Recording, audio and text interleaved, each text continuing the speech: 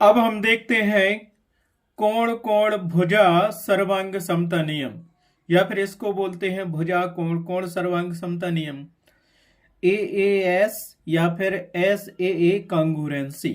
English में बोलेंगे इसको एंगल एंगल साइड कांगुरेंसी रूल्स।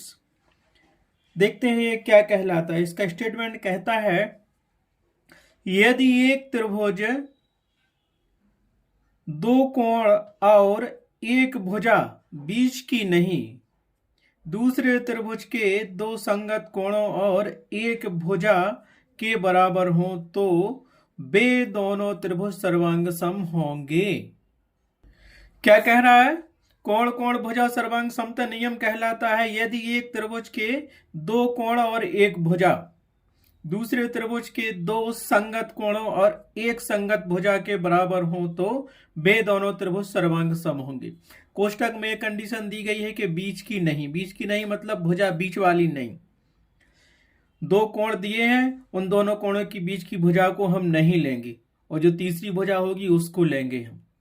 ठीक है, तो वो क्या कहलाएगा? कोण कोण भुजा सर्वांग समता नियम। हम देखते हैं, हम यहाँ पे मान लेंगे कि दो त्रिभुज ABC और PQRS क्या है? कोण कोण भुजा सर्वांगता नियम का अनुसरण करते हैं। उत्पत्ति, माना दो त्रिभुज ABC और PQ हैं, तब ठीक है, ये दो त्रिभुज होगा। ये पहला त्रिभुज है ABC और ये दूसरा त्रिभुज है PQR। ठीक है, ABC एक त्रिभुज, दूसरा त्रिभुज PQR। इसका ए वाला कोण कोण A दूसरे त्रिभुज के कोण P के संगत है और इस त्रिभुज का कोण B दूसरे त्रिभुज Q के संगत है। यही बोला था कोण कोण भुजा।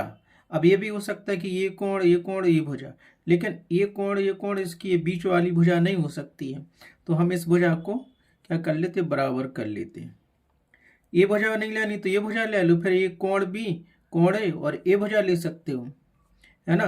तो कोण Q कोण P और ये भुजा, या फिर ये ले लो कोण A कोण B और ये भुजा ले लो, कोण P कोण Q और ये भुजा ले लो, है ना? क्योंकि उसने स्पष्ट कहा है कि ये बीच वाली भुजा नहीं होना चाहिए, कोणों की बीच वाली भुजा। इस नियम में अगर ये नियम लगेगा, कब लगेगा? तब ये कोण हो, फिर दूसरा कोण हो, फिर ये भुजा हो, बीच वाली भुजा ना हो। इसलिए यहां लिख दिया कोण कोण भुजा AAS। और या तो फिर इसको अपन बोल सकते हैं ऐसे, ये भुजा ले लो, फिर ये कोण या फिर ये कोण ये भुजा। ठीक है, माना कि दो त्रिभुज है ABC PQR, कोण A कोण B दिया है और ये भुजा समान दी है दूसरे त्रिभुज के इस भुजा की, इसी भुजा समान है दूसरे त्रिभुज की QR भुजा की, और कोण A बराबर है कोण P के और कोण B बराबर है कोण Q के। तो हमने दो त्रिभुज ABC और PQR लिए और ये नियम लगाते हैं। तो कैसे लगेगा? हमें चाहिए कोण कोण भुजा, तो पहले कोण लेते हैं। ठीक है, दो त्रिभुज ABC दिए हैं और PQR दिए हैं, तो लेंगे हम कोण A। कोण A बराबर पहले त्रिभुज का कोण A बराबर होगा दूसरे त्रिभुज के संगत कोण A के संगत कोण कौन सा है? P कोण है, तो ये हो गया हमारे पास कोण P। ठीक है, अब फिर कोण कोण कहा था तो दूसरा कोण ये दिया है, तो अब पुनः कोण B, पहले त्रिभुज का कोण B दूसरे त्रिभुज के कोण के संगत होना चाहिए Q के, तो बराबर है कि ये कोण भी कोण Q के बराबर है। अब भुजा चाहिए तो ये भुजा ले लेते हैं, इसीलिए भुजा कौन सी? भुजा BC पहले कोण की बराबर है दूसरे त्रिभुज के QR भुजा के बराबर है। आया समझ में? तो दो कोण हो गए, एक भुजा हो गई, ये हमारे पास एंगल हो गया भुजा हो गई। इसीलिए हम क्या लिखते हैं? अर्थात त्रिभुज ABC सर्वांग सम होगा त्रिभुज PQR के। क्यों? रीजन क्या है? सर्वांग समता के नियम कहलाता। अगर ऐसी कंडीशन दी है, कोण कोण भुजा दी है, तो उसको हम सर्वांग सम त्रिभुज कहेंगे, कोण कोण भुजा सर्वांग समता नियम से। इसको हम लिखते हैं AAS सर्वांग समता से, सर्वांग समता से। ठीक है, ये नियम हो गए। आया समझ में? तो हमने ये क्या कर लिया, एक एग्जाम्पल देखे और हम आपको समझाते हैं। इसको हम ये भी लिख सकते हैं हिंदी में, कोण कोण भुजा सर्वांग समता, सर्वांग समता नियम से। ठीक है, एक ही बात है। आया समझ में? अब इसका एक एग्जाम्पल समझ लेते हैं। तो दो भुजा दी है, मान लीजिए कोण कितना दिया, ये कोण दिया, फिर ये भुजा या ये भुजा लेते। अगर तुम्हें ये भुजा चाहिए तो पहले कोण बी लेना पड़ता, फिर कोण ए, फिर ये भुजा बराबर करते। तो कोण क्यू, फिर कोण पी, फिर ये भुजा छोड़ देते। समझ गए ना? सिर्फ बीच की भुजा नहीं लेना चाहिए इस कंडीशन में, जब कोण कोण भुजा सर्वांगता नियम लगता है तो। ठीक है, तो उदाहरण से समझते हैं। हमने दो त्रिभुज लिए, ए बी सी और पी क्यू आर लिए हैं। पी क्यू की जगह हम ए भी ले सकते हैं, डी ई एफ त्रिभुज क्रम से, ए के बाद बी, बी के बाद सी, ऐसे ही डी के बाद ई के बाद एफ, ये भी ले सकते हैं। तो हमारा ये क्या है, कौन सा त्रिभुज है, इसको यहां बना लेते हैं। ये त्रिभुज दिया गया है, इसको हमने ले लिया क्या, डी ई और एफ।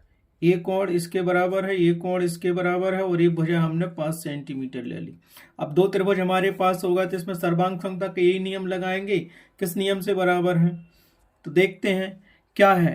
तो हम लेंगे त्रिभुज ए बी सी बा त्रिभुज डी एफ में ले लिया हमने।